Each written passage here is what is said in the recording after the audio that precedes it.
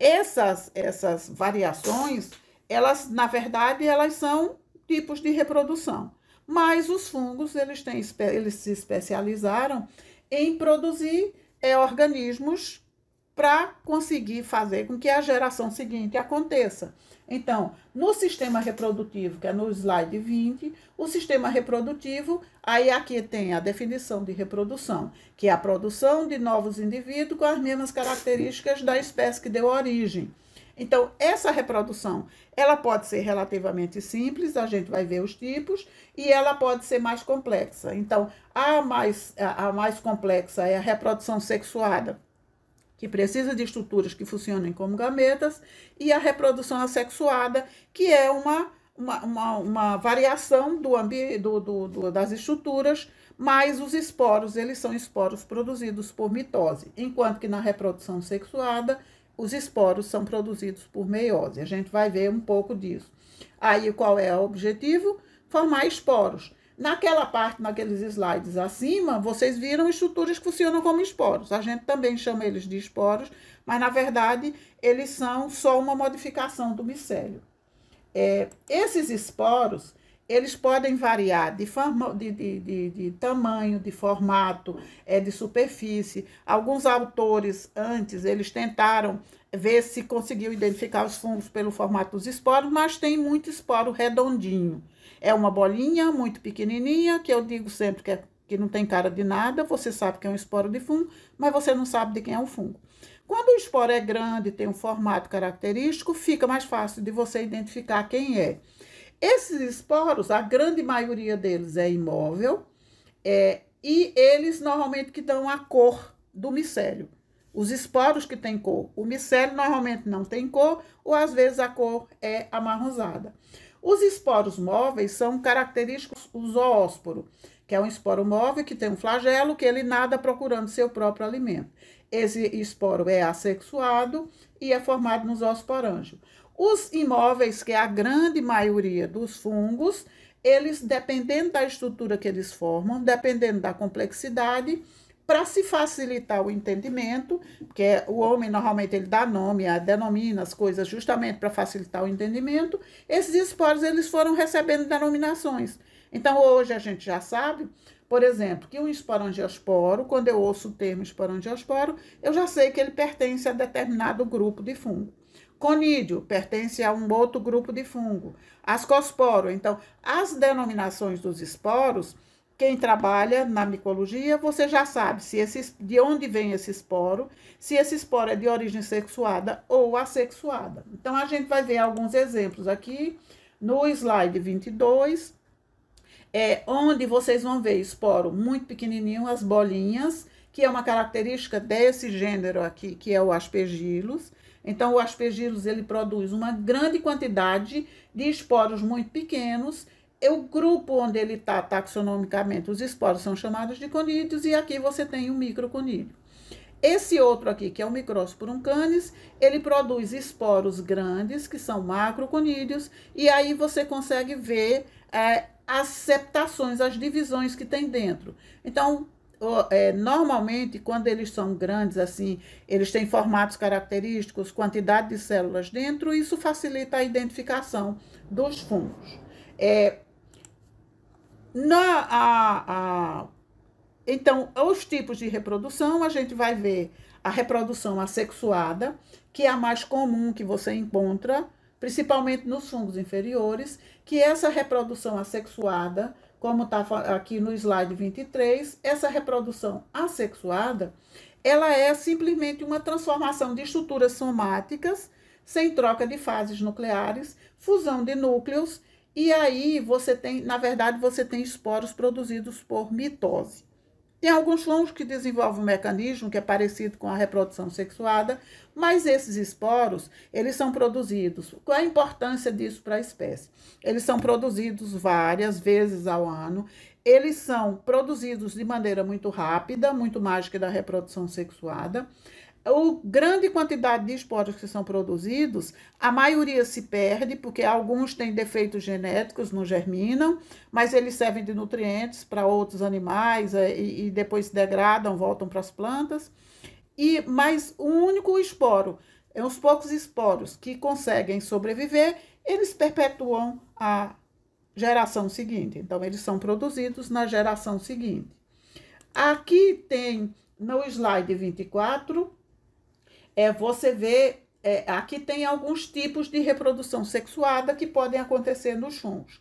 Fragmentação do micélio. Então, nesse fragmentação do micélio, um tipo que a gente sempre fala é a fragmentação do micélio, é o artrosporo. Então, o artrosporo, a gente vai ver no slide seguinte, ele é a fragmentação de uma hifa verdadeira ou de uma pseudo-hifa. Mas ele fica sempre no formato ou quadradinho ou retângulozinho. Por isso que é chamado de artrosporo. É um artículozinho que o fungo desprende e que vai funcionar como esporo. As leveduras, elas produzem as estruturas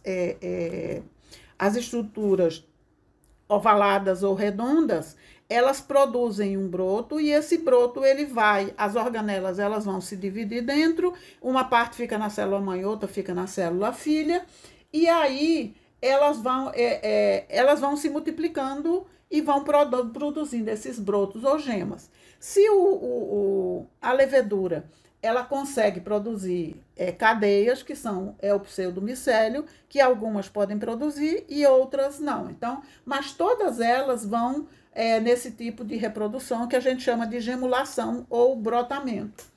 A produção de esporos sexuados, ela é muito comum, principalmente nos fungos inferiores e nos fungos que a gente chama de imperfeitos, que mais para frente, como vocês viram no caso do aspergillus antes.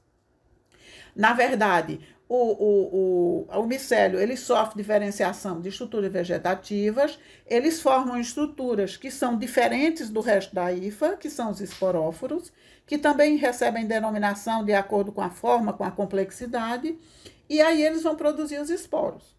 Mas os esporos, por exemplo, um exemplo é que vocês viram no slide 22, que são os conídeos, que você tem conídeos pequenininhos, conídeos grandes, uns conídeos redondos, uns ovais, uns alongados, uns que têm septo e por aí vai. A fissão ou bipartição, ela também é um tipo de reprodução que você encontra algumas vezes em fungos que são patógenos, quando eles estão no tecido, ou algumas leveduras em determinadas situações.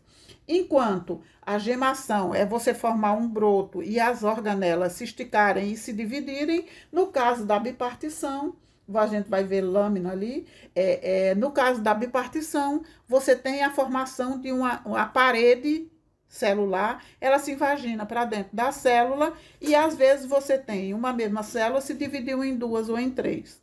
E aí uma célula às vezes fica grande e outras células ficam muito pequenas. Nos slides seguintes agora, a gente vai ver a demonstração dessas estruturas. Então, fragmentação, tá aqui, ó. Cada um retângulozinho desse aqui, ele é o artrosporo. No caso das leveduras, aí tem a gemação, onde você tem uma célula, a célula maior é a célula mãe, e a célula filha, essa é menor, as organelas, elas vão se alongando, e aí, depois elas se dividem e cada uma delas fica com sua parte.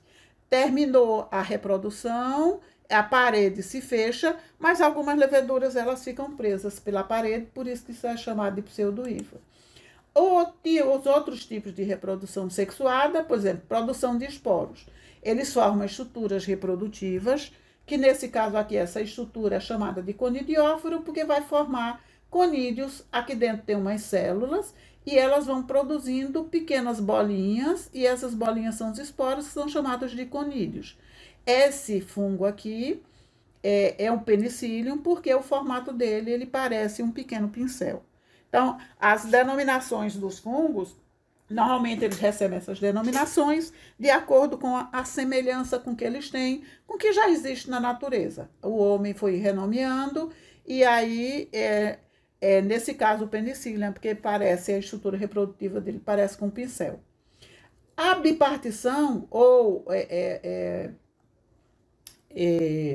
isso aqui é a produção de estruturas, a divisão das células, e nem sempre uma divisão muito equitativa. E aí você tem, isso aqui é o exemplo, são corpos fumagoides, são estruturas que formam no tecido quando uma micose, um determinado tipo de fungo se instala no tecido e aí ele não produz os esporos, como por exemplo se produz em aspergilo na natureza ou no laboratório, ele modifica a estrutura e ele vai produzir umas estruturas escuras e essas estruturas elas vão se dividir por fissão ou bipartição. Também mais restrito, onde você encontra essa produção de esporos assexuados.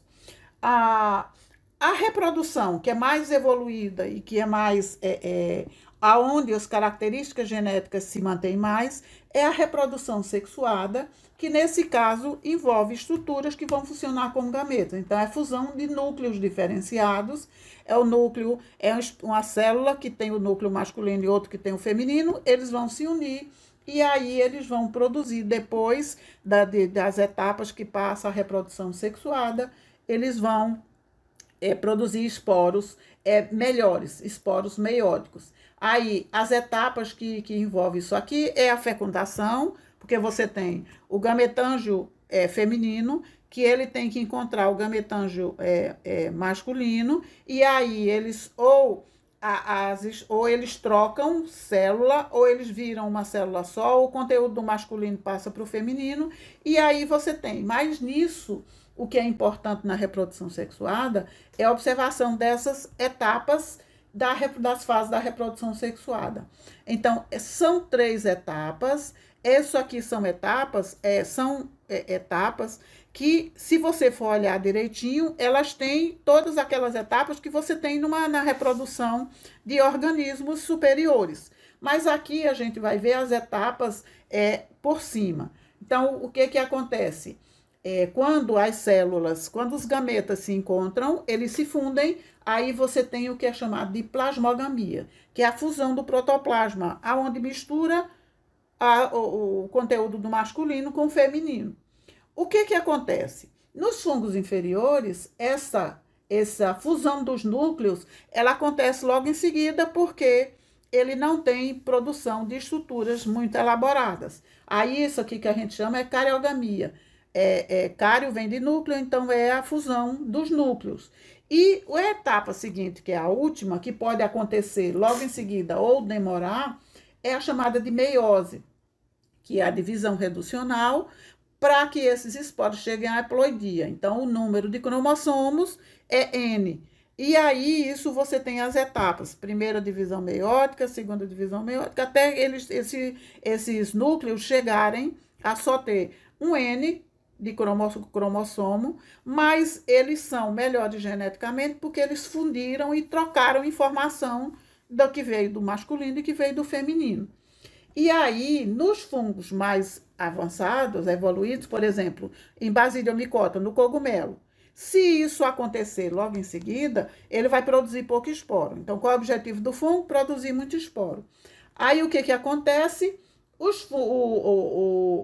Na plasmogamia, da plasmogamia para a cariogamia, isso demora às vezes até dias, porque eles vão se reproduzir, essas células dicarióticas com 2 núcleos compatíveis, eles vão permanecer ali e eles vão crescendo, vão se multiplicando, para que no fim eles consigam produzir a maior quantidade de esporos haploides. Então, quando a fecundação ela acontece no solo, bem pequenininho, depois forma o Basidiomycota, que forma o cogumelo, e quando ele arruma o pseudotecido dele todinho, a gente vai ver a explicação mais para frente como é que isso acontece, e aí ele vai produzir uma grande quantidade de esporos haploides. Essas estruturas, alguns fungos, eles são na mesma hifa, eles produzem gametas masculino e feminino. Mas tem alguns outros fungos que uma hifa só produz, um micélio só produz gameta masculino e no outro só produz gameta feminino. Então, isso dificulta a vida dele. Ele produz esporos assexuados, mas os esporos sexuados só se ele encontrar um micélio compatível. Mas eles conseguem sobreviver. As estruturas sexuadas, que são chamadas de gametângios, eles são denominados comumente, muitas vezes você vê que é um anterídeo, e um oogônio. Alguns deles, eles não têm muito formato, você não consegue identificar, mas tem alguns que são perfeitamente identificáveis, quem é o feminino, que é o oogônio, ou outras denominações semelhantes a isso, e o anterídeo, que é o gametângio masculino. Esses próximos aqui são alguns exemplos de reprodução sexuada. Então, tem vários tipos de reprodução sexuada, eles têm aparência diferente. Isso também é determinado, às vezes, pelo grupo taxonômico dos fungos. Então, aqui, desses tipos de reprodução sexuada, no slide 28, vocês vão ver aqui. Não, no slide, o slide 28, aqui tem dois tipos de reprodução sexuada, que são a copulação planogamética, onde você tem, isso acontece muito nos fungos aquáticos, onde você tem fungos que são, os gametas são bem parecidos, que você não consegue nem saber quem é o masculino, nem quem é o feminino. E eles são gametas móveis, que a gente chama de planogametas, porque eles nadam um procurando o outro. Esses, quando quando você isogameta, quando você tem gametas semelhantes, a gente não sabe quem é, a gente só vê o resultado. Anisogametas, quando você tem um gameta que é assim, um menor e outro maior. E os heterogametas, quando você tem o gametângio masculino, é bem diferente do feminino.